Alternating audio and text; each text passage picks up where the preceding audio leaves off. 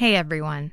A heads up before we start that this episode contains descriptions of violence, including mentions of sexual violence and suicide. Please listen with care.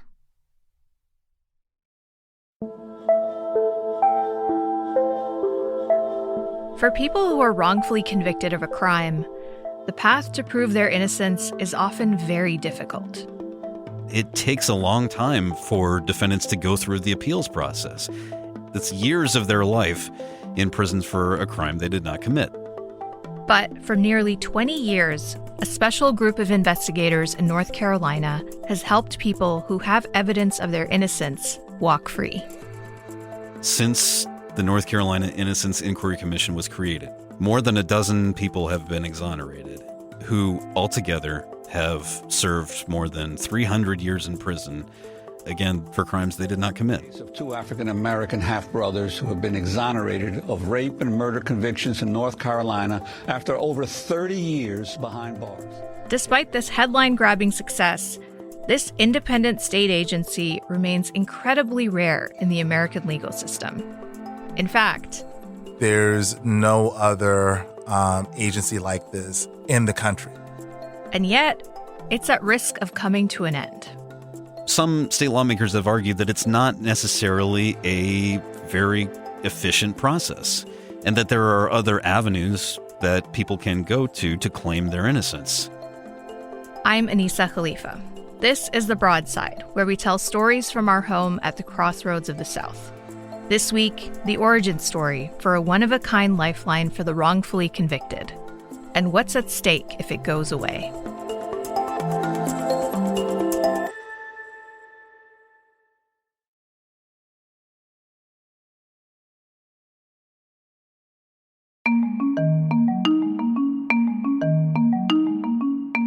My name is Michael Hewlett. I'm a criminal justice reporter for The Assembly. Michael recently wrote a piece for The Assembly about a special agency, one dedicated to investigating post-conviction claims of innocence. It's called the North Carolina Innocence Inquiry Commission. In his story, Michael dug into why this commission is unique and why some people don't want it around anymore. So let's start with that first one. What makes this commission so remarkable? Number one, it is an independent state-funded agency. It's the only kind in the entire country. They have the legal authority to go and get evidence from police, from prosecutors, and test it. And they don't have to go to court and ask a judge for a court order in order to do these things. And that's much different from something like an Innocence Project. Those are typically nonprofits that represent people in court. The North Carolina Commission doesn't do that. It's a neutral group that ultimately decides if there's merit to a claim of innocence. And this investigative body actually has the power to overturn convictions. They have reviewed more than 3,000 or so claims. They're vetted, they're screened. Some of those get screened out for a number of reasons, mostly because they may not be claims of factual innocence. Or it doesn't fit within the commission's purview. Unlike the traditional appeals process, it doesn't look into accusations of procedural wrongdoing. Like, for example, if somebody claims their attorney didn't adequately represent them at the trial. That's not what they're looking for. They're looking for pure claims that you're factually innocent. Clear and convincing proof. And to do that, all claims go through a strict investigation process. This is where the commission can flex some of their special powers. Because of their legal authority, because of their power, they're able to go in to prosecutors' offices, go into police departments, and if there are cases where they turn over stuff and then the commission staff realizes, hey, we're still missing stuff, they can go to the police department and say, hey, we want to look around. And they have found evidence that had not been turned over. But Michael says it's still very rare for somebody's claim to make it all the way to the next step, a hearing. Out of the thousands of claims that have been filed, less than 1% have had a hearing in front of the commission's board. Then the commission has to find that there's sufficient evidence of factual innocence. And if they do, then it goes to a 3-judge panel that ultimately determines whether or not this person will be exonerated.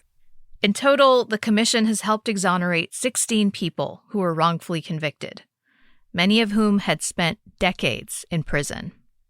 And there are cases where somebody is convicted based on the evidence that is presented in court, and then you find out 20 years later that there were decisions that police and prosecutors made to withhold certain evidence or to ignore other avenues that might have pointed them to another suspect. And that's a situation with a recent high-profile case. Can you tell me about the death of Nathaniel Jones in Winston-Salem? Yes. So Nathaniel Jones was the proprietor of a gas station in Winston-Salem, and his grandson is famous. His grandson is Chris Paul, who now plays for the LA Clippers. At the time of Mr. Jones' death in 2002, Chris Paul was a standout basketball player at West Forsyth High School, had just signed to play for Wake Forest. An up-and-coming Piedmont High School basketball player takes time out to talk about his biggest fan, his grandfather. Tonight, police arrest 5 teenagers for allegedly robbing and killing the man who cheered the loudest for his grandson. And Mr. Jones was attacked at his home on November 15th, 2002, hit in the face and the head until he died of a cardiac arrhythmia and was left tied up in his carport. And these 5 teenagers, several days afterward, were brought in. The police determined that they were suspects. Rashawn Banner, his brother Nathaniel Cawthon, Jamal Tolliver, Christopher Bryant, and the late Darrell Brayboy. And eventually they were charged with first-degree murder. Chris Paul is relieved to know that someone is behind bars, but he never thought that teenagers would be responsible. 14 to 15, I'm thinking, I'm 17. I couldn't imagine killing somebody. The day before Jones was killed. So the boys had always claimed that they were innocent, that they were coerced into making false statements, that they had been held in for hours in interrogation rooms without lawyers, without their parents, that they were threatened with the death penalty. But what changed was that there was a key witness, this Jessica Black, a 16-year-old girl who had befriended them just a few months before, who was the key witness in both of their trials and was able to establish that she was there. She had drove them to the scene of the crime. She came out about 6 or 7 years ago and said that was all a lie.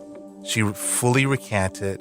She said that the police had coerced her into making false statements. And every time she tried to tell the truth, she was told that she was a liar. And so eventually she decided to tell them what they wanted to hear. And so the young men were incarcerated for this crime, and eventually they filed a claim of innocence with the commission. What happened to their claim?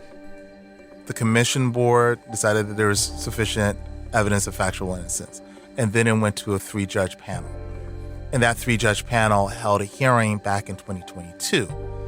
But that 3-judge panel upheld the convictions. Michael says, at this point, 2 out of the 5 men were still serving time for Nathaniel Jones' murder. But even after the panel upheld their conviction, they didn't give up.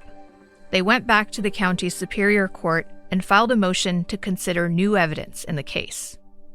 And the judge in that case held an evidentiary hearing in January, and just this past Friday issued a ruling exonerating them and dismissing the charges with prejudice, meaning that they can't be retried. And so what's the link between that ruling and the Innocence Inquiry Commission? The linkage between the Innocence Commission and this result is that a lot of the new evidence that was used in the evidentiary hearing in January came out of the commission's investigation. There was new DNA testing, and the commission was able to put on the record Jessica Black's recantation. But despite this recent ruling and exoneration, the 2 men still aren't free. The Attorney General's office has filed a petition with the Court of Appeals to intervene, and they have filed for a temporary stay. And because the temporary stay was granted, it means that they will have to stay in prison a little bit longer.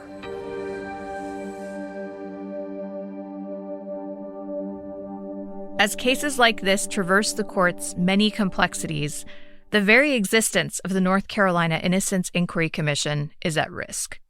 The state Senate called for eliminating the commission's funding in their recent budget proposal.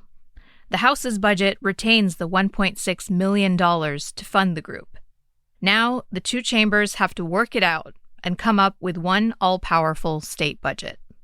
We have no idea when that will actually happen. So it's still up in the air of whether or not this will be approved.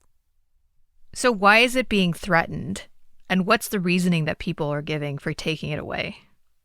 One of the interesting arguments that was made by one of the legislators was that the Innocence Inquiry Commission, because we only had 16 exonerations, that just proves that they don't have enough work. There really aren't that many legitimate claims anyway. So why are we spending all this money on the commission? Now, the commission would say, no, the reason why you only have 16 exonerations is because we screen out so much and we're doing as much as we can to investigate and only focus our attention on the ones where we really have some evidence of factual innocence. What about district attorneys? Like, what do they think about this? What I hear from prosecutors is that they believe that the innocence inquiry process is unfair. There's a lot of emphasis from a prosecutor's perspective on finality, i.e., you had this case, it was tried before a jury, and they came back with a verdict. And so there should be some respect for that verdict. And they look at the Innocence Inquiry Commission's process as unfair to them.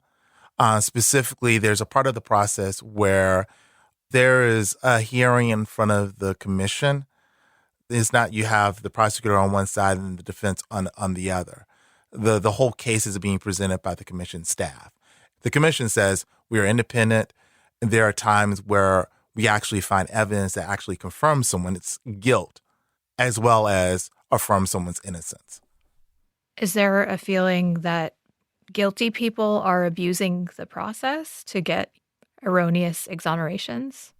Yes. Their belief is that, yes, there are a lot of guilty people who are getting all of these opportunities to appeal their case. And by allowing all of these appeals, you're opening up all of these wounds for all of these victims and their families.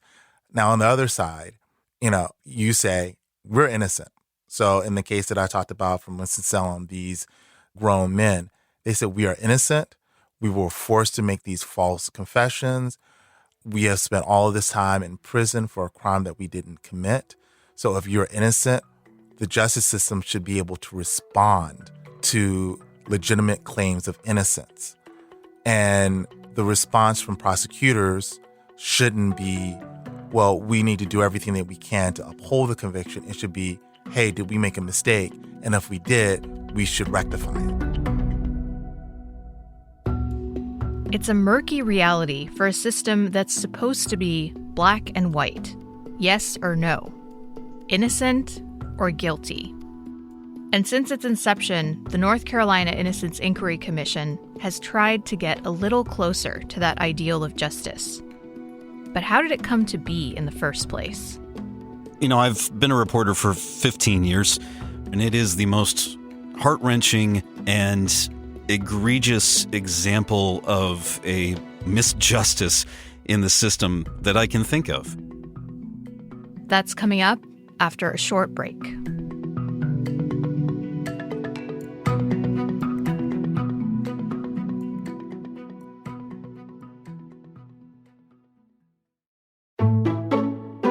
Between doom scrolling and the social media fire hose, it's easy to feel lost or overwhelmed these days. Masterclass offers something refreshing and completely different, with more than 200 classes taught by the world's best writers, artists, and thought leaders. I recently checked out a cooking lesson by Sola Al-Wali on breakfast foods, because I'm a brunch girly. And there's so much more. Get to the bottom of our messy socio-political moment with scholars like Noam Chomsky. Add crucial context to the news cycle with historian Doris Kearns-Goodwin, or accelerate your career with entrepreneurs like Mark Cuban. And right now, Our listeners get an additional 15% off any annual membership at masterclass.com/broadside. That's 15% off at masterclass.com/broadside. masterclass.com/broadside.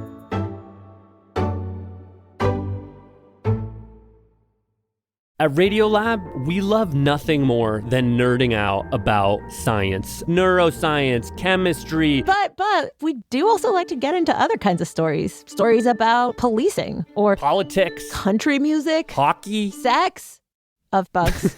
Regardless of whether we're looking at science or not science, we bring a rigorous curiosity to get you the answers. And hopefully make you see the world anew. Radiolab, adventures on the edge of what we think we know. Wherever you get your podcasts.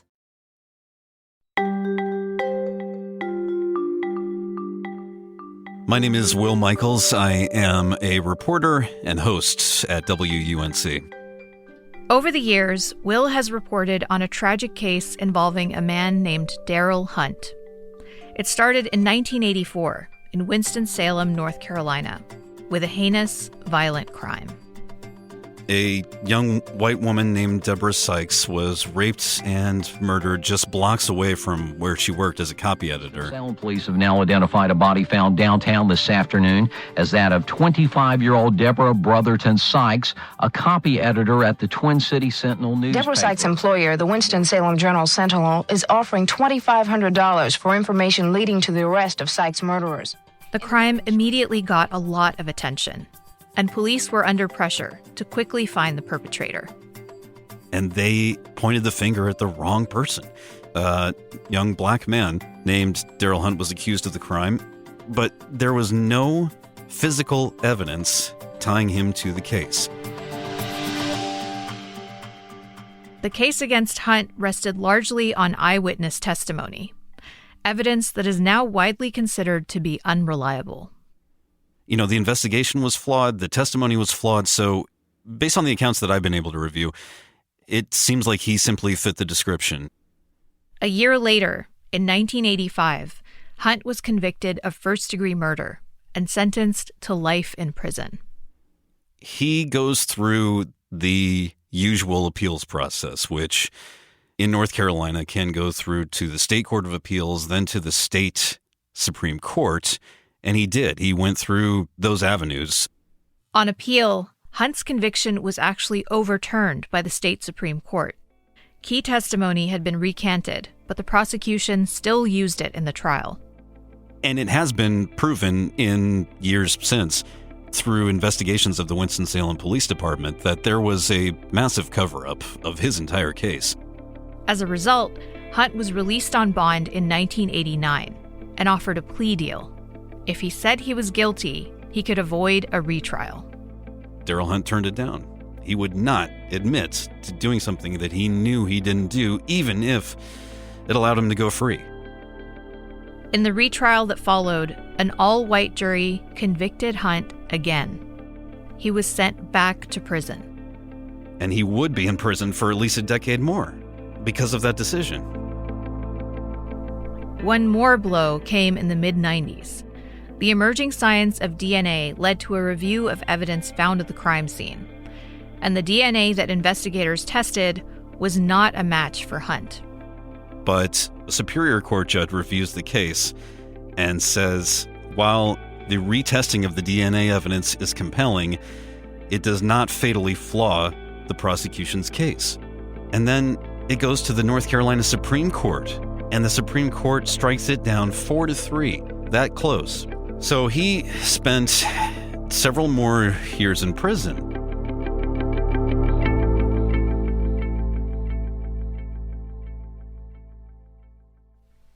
I have never been an angry person.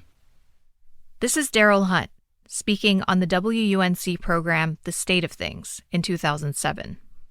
When I first got convicted and went to prison, it was an older gentleman who had been in almost 20 years, see me walking around the yard, and he called me, and he said he wanted to tell me something. And he said, you know, if you want to live, he said, don't be angry.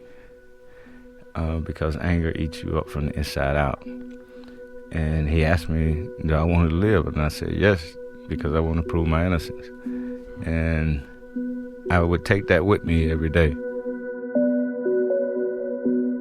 After nearly 20 years of incarceration, Darryl Hunt was ultimately able to prove his innocence in the eyes of the law. In the early 2000s, Darryl Hunt's attorneys finally compel yet another retesting of the DNA evidence, and they finally found that it linked back to a man who was not Darryl Hunt, who then confessed to the crime. And it was only at that point that Darryl Hunt was finally released. After 19 years, surrounded by family and supporters, Darryl Hunt walked out of prison a free man. I always had faith that one day I would be free, and that kept me going. Hunt later received an apology from the Winston-Salem City Council. He was also awarded a $1.6 million settlement, which he used to start a nonprofit to help people who had been imprisoned reintegrate into society. The big part of my job is reentry. People getting out of prison, period. Trying to help them find jobs, housing, clothing, and trying to educate the public about the problems that they face. North Carolina Governor Mike Easley has signed a law creating the nation's first statewide Innocence Inquiry Commission. The board will review the cases of state inmates who say they can prove they were wrongfully convicted. So it was because of Darryl Hunt's exoneration that in 2006, the state legislature took up this proposal to create some sort of review board, some commission that could look into claims of actual innocence. And it's the fact that Darryl Hunt had to go through everything that he went through that compelled the state legislature to vote for and approve this new board. After his release, Darryl Hunt continued to speak out against flaws in the criminal justice system. But all the while, he carried a heavy weight from his own experience. He did some interviews with WUNC in 2007, where you can clearly hear the effects that prison has had on him. I'm still adjusting every day. I mean, I'm sitting here now using a technique that I used in prison. What is that? Watching the mirror to see what's behind me. Watching that glass to see that glass that I could see behind me. That's how you had to live in prison. I remember him in that interview saying, that's probably going to be with me for the rest of my life. And I think, unfortunately, it was. He, about 10 years ago, was found dead in a locked car of an apparent suicide.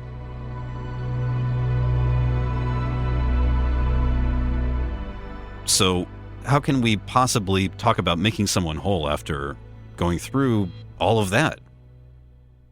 Yeah, I mean, it's such a heartbreaking story. Why is it so important for us to remember Darryl Hunt's story? It is perhaps the greatest argument for a reform of the system. It's an argument for some sort of review board, because holy smokes, like how do we let that happen? How can something like this happen? In many cases, the commission was able to find new evidence that would not have been found in any other circumstance. Criminal justice reporter Michael Hewlett says that if this unique agency goes away, people in situations like Darryl Hunt will have far fewer options at their disposal. I think it will be an immense impact. The court would be inundated with more alleged wrongful convictions.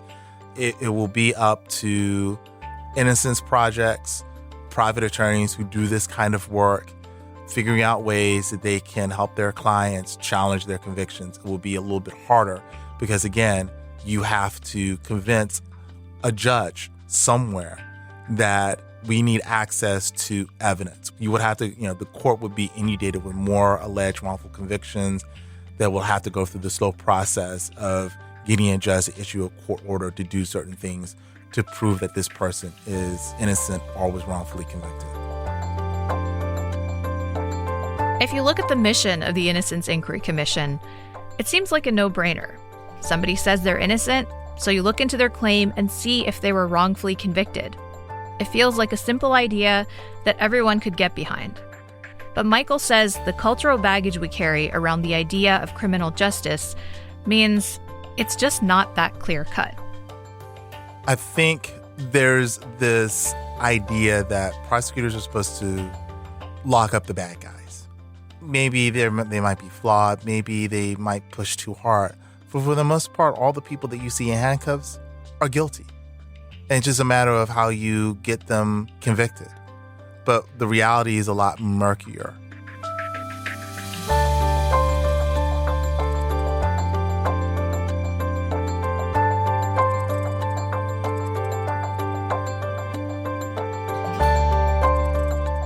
If you'd like to check out more reporting from Michael Hewlett and Will Michaels, we've dropped some links in the show notes. This episode was produced by Charlie Shelton Ormond and edited by Jared Walker. Our executive producer is Wilson Sayre. The Broadside is a production of WUNC North Carolina Public Radio and is part of the NPR network. If you have feedback or a story idea, you can email us at broadside@wunc.org. If you enjoyed the show, leave us a rating, a review, or share it with a friend. I'm Anissa Khalifa. Thanks for listening, y'all. We'll be back next week.